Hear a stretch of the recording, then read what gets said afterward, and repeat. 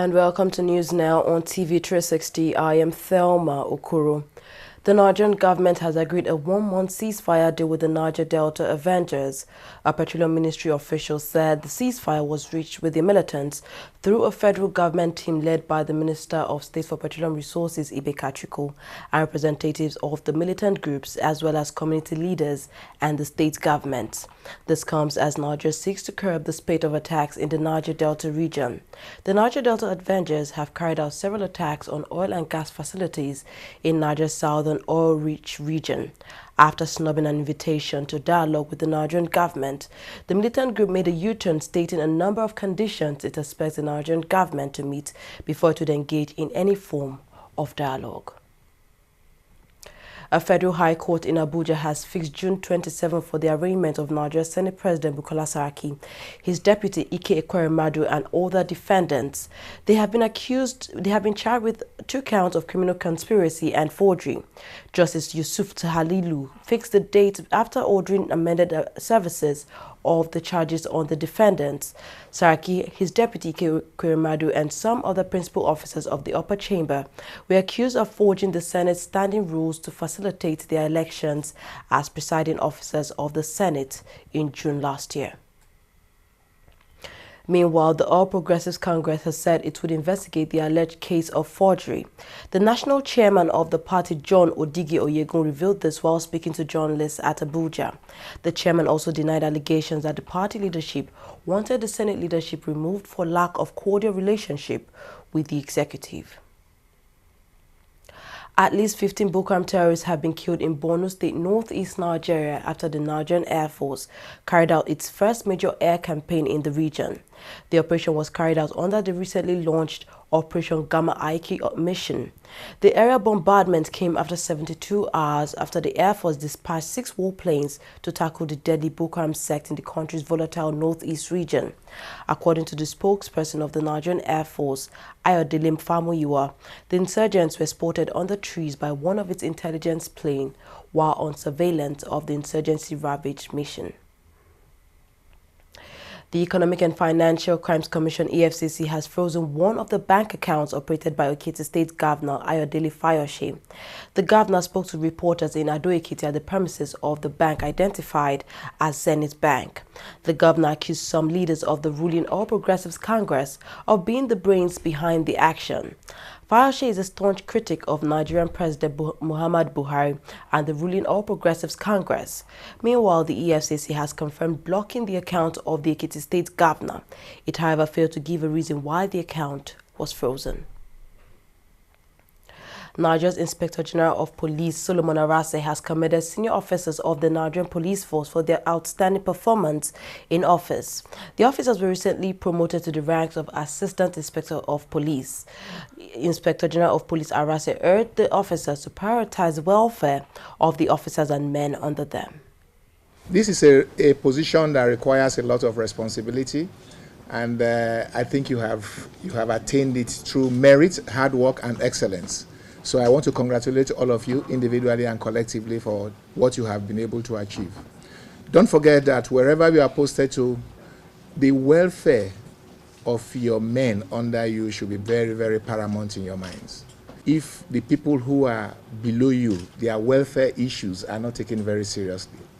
Now that you have been lucky, you've been blessed, we should also look for that you look down, to those people who are below you and also touch them too. That is the only way you can motivate them. That is the only way you can get the best out of them. On behalf of management, we want to wish you and your family the best, of your career ahead. The federal government has fixed July 4th for the arraignment of Jide Omokere, who is the former group managing director of the Nigerian National Petroleum Corporation, NNPC. Omokere is a close ally of former President Goodluck Jonathan and also chairman of Atlantic Energy Drilling Concepts Nigeria Limited. Atlantic Energy was one of 2 firms that signed strategic alliance agreement with NNPC's upstream arm, which is the MPDC, in May 2011 to manage oil blocks sold by oil major Royal Dutch Shell. A federal high court in Abuja has adjourned the trial of the leader of the indigenous people of Biafra, Nnamdi Kanu, till September 26th. Kanu is standing trial for treason, management of unlawful group, smuggling of radio transmitters, as well as firearms. At the resumed hearing on Monday, Kanu's lead counsel, Chuks Muoma, threatened to withdraw from the trial because one of his clients, Benjamin Madubugu, replaced him with another lead counsel. Muoma has now filed a motion for an adjournment of the case. A group in Nigeria known as the Concerned Indigents of Bayelsa State have protested the exclusion of its indigents from the recently released ambassadorial nomination. The group, while expressing disapproval, said it believes Bayelsa State has qualified officers to fill up the quota for the nominees. It embarked on a peaceful protest to drive home its demand in Abuja, the nation's capital. We voted for Buhari. I'm one of the persons that are among the many Bayelsans and the Ijaw people that stood differently outside to fight to make sure that Buhari becomes president of this country. I spend my time, my money, and my energy.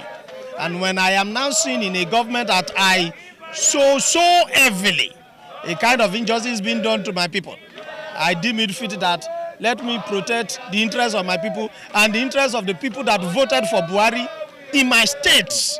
And that is why I have mobilized my people that how can we be denied palm secship and then at the same time again being denied career ambassadorship when we have credible people who can even do that job perfectly. To the extent that there are some certain people that are picked from other states, that two from other states, three from other states, that fell below some of our own qualified candidates according to the records given to us. So you can see it's so annoying. But this is a very big injustice. That is why we brought the protest here. Perhaps if we do not get good, proper address within, before this week run off, I'm going to mobilize this time around the entire Ijaw land. Not only these over 100 people that they are seeing here. I'm going to mobilize the entire Ijaw land to the villa so that Mr. President himself can address us and know that we are grieved in some certain areas. The National Association of Resident Doctors in Federal Teaching Hospitals has commenced an indefinite strike action over the non-payment of 10-month salaries of some of its members. The president of the body in Obafemi Awolowo University Teaching Hospital, Wole Ayebusi, confirmed this while speaking to journalists in Oshogbo. Ayebusi said it was quite regrettable that the government could ignore the payment of some doctors who were on essential duties for as long as 10 months and expect them to be attending to patients in the state. The Nigerian Police Force has commissioned key housing projects in a bid to boost the welfare of its personnel. During the commissioning ceremonies in Abuja, the nation's capital, IGP Solomon Arase restated his determination to place high premium on the welfare of the Nigerian Police Force. He highlighted the need to treat the officers with dignity and respect, saying such would definitely enhance their performance in office. I am very, very unapologetic about the welfare of police officers, because I believe that to whom much is given, much is expected. If you treat your workforce with the dignity and the respect that they deserve, you will get the best from them. So I have always told myself that in as far as I remain the Inspector General of Police, the welfare of my men will be the #1 priority of my administration. And the officer who we lost at the mess in Area 11 was an officer who was working directly with the Inspector General of Police. He was his principal staff officer. And the gruesome way the officer died in the mess, left much to be desired. And that you thought about initiating this project. I felt that I should complement, your vision by ensuring that we finish it. And I was always on the neck of the DUMS, the DIG, DLS, the CP works, and I told them, I said, I would not leave until this job is completed, because I don't want any excuse. I leave tomorrow and they say the job is abandoned again. I said I must get it to fruition, and I'm glad that we've been able to deliver today. And I expect that the officers, whenever you come in here, there's going to be a health clinic, a gymnasium, a long tennis court, all the works. And for 35 suits, you can now see that our officers, whenever they come to Abuja for commissioners' conference, at least they should be able to find a befitting place to stay that is, befitting of their ranks. The People's Democratic Party in Edo State has nominated Osage Ize Iyamu as its flag bearer in the September 10th governorship election in the state. Ize Iyamu is a former chief of staff and secretary to the Edo State government. He polled 584 votes to defeat two other aspirants.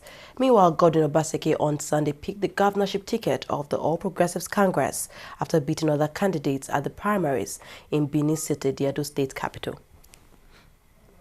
Well, we'll take a short break. When we come back, we'll look at more news stories. Don't go away.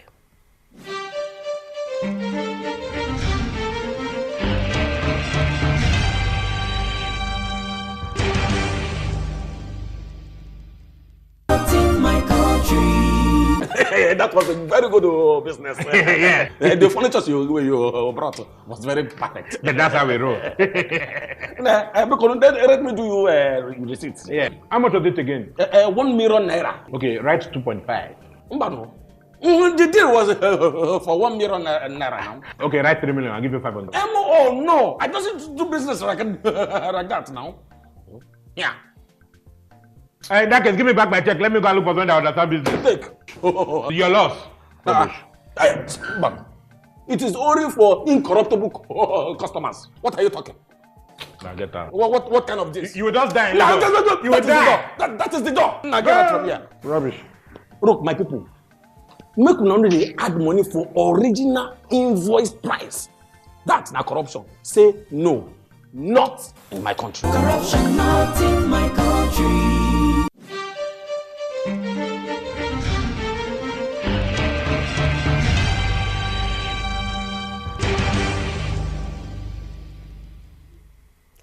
Welcome back. You're watching TV360 News now. Nigeria's central bank has sold $3.5 billion on the forward market after it auctioned $532 million. The CBN intervened on the interbank market on Monday to clear backlog of currency demand as it lifted its peg on the currency. The bank sold $697 million in 1 month forward, $1.22 billion in 2-month contract, and $1.57 billion during 3 months in order to clear a backlog of $4.02 billion of demand. Nigeria's naira fell against the dollar for a second day on Tuesday after the central bank removed its currency peg rates. The naira opened 1.4% weaker at 286 to the dollar, with 2 million traded. CBN's removal of the currency peg is an effort to improve chronic foreign exchange currency shortages choking the growth of the Nigerian economy. The local currency also depreciated at the parallel market when it closed at 346 to the greenback, down from around 330 and 335 on Friday. The CBN had last week introduced new guidelines for the nation's foreign exchange market with the adoption of a single structure through the interbank window. Oil prices fell on Tuesday after a strong two-day rally. Brent crude was trading at $50.23 per barrel, while U.S. crude was down 45 cents at $48.92 per barrel.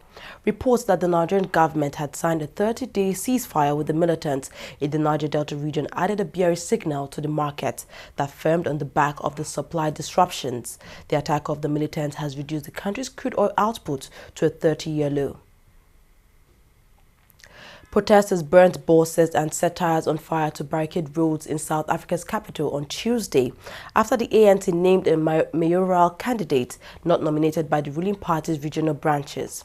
The violence spread overnight from the township and started after a member of the ANC was shot dead on Sunday.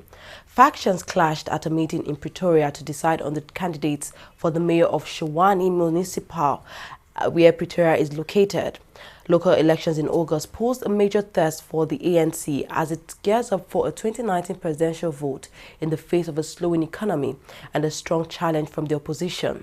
Any defeats could hurt the party, which has now been in power since the end of white minority rule in 1994, but is seen as losing its torch in areas, including Pretoria, where it was once unassailable.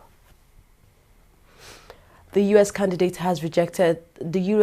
has rejected plans to tighten gun controls, including the restriction of weapons to people on terrorism watch list. 4 proposals were brought before the Senate after 49 people died in an attack on a gay nightclub in Florida. But Democratic and Republican senators voted along party lines, blocking each other's bills. Senators strongly disagreed about how to prevent more attacks happening in the future. The Senate voted down legislation that would have closed a gun show and expanded background checks to cover private sales of guns. Moving on to sports now, President of Nigerian Football Federation Amaju Pinnick has charged players and officials of Eyimba FC not to lose focus following Sunday's CAF Champions League defeat by visiting Egyptian side Zamalek FC. The People's Elephant, who are currently trailing in Group B after failing to a goal from Bassem Morsi at the Adokie Amiasimaka Stadium in Port Harcourt on Sunday.